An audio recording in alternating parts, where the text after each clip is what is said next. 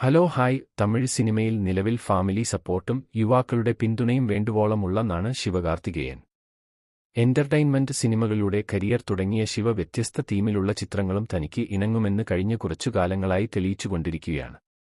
ഏറ്റവും ഒടുവിൽ പുറത്തിറങ്ങിയ അമരൻ തമിഴ്നാട്ടിൽ ഗംഭീര പ്രതികരണങ്ങളുമായി മുന്നേറുകയാണ്. വിജയ് ഒഴിച്ചിട്ട സ്ഥാനത്തേക്ക് അടുത്ത താരമായി ശിവകാർത്തികേയൻ ഉയർന്നുവരുമെന്ന് പലരും പ്രവചിച്ചിരിക്കുകയാണ്. ഇപ്പോഴിതാ ശിവയുടെ 25-ാമത് ചിത്രവുമായി ബന്ധപ്പെട്ട റിപ്പോർട്ടുകൾ സോഷ്യൽ മീഡിയയിൽ വലിയ രീതിയിൽ ചർച്ചയായിക്കൊണ്ടിരിക്കുകയാണ്. സുധാ കൊങ്കരയാണ് ശിവയുടെ 25-ാമത്തെ ചിത്രം അണിയിച്ചൊരുക്കുക എന്നാണ് റിപ്പോർട്ടുകൾ.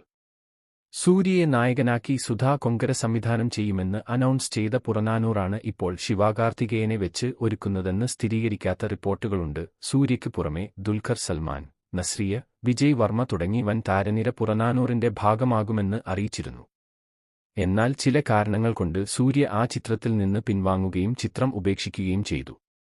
ഇപ്പോൾ സൂര്യയ്ക്ക് പകരം ശിവകാർത്തികേയനെ വെച്ച് പുറനാനൂർ അണിയിച്ചൊരുക്കുമെന്നാണ് റിപ്പോർട്ടുകൾ. ദുൽഖറിന്റെ വേഷത്തിലേക്ക് അഥർവയും നസ്രിയയ്ക്ക് പകരം ശ്രീലിയും ചിത്രത്തിന്റെ ഭാഗമാകുമെന്നാണ് റൂമറുകൾ.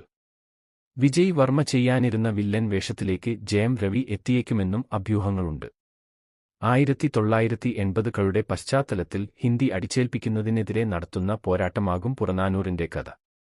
ശിവകാർത്തികേയന്റെ സ്റ്റാർഡം ഉയരത്തിലെത്തിക്കാൻ കഴിവുള്ള ചിത്രമാകും SK 25 എന്നാണ് ആരാധകർ പ്രതീക്ഷിക്കുന്നത്.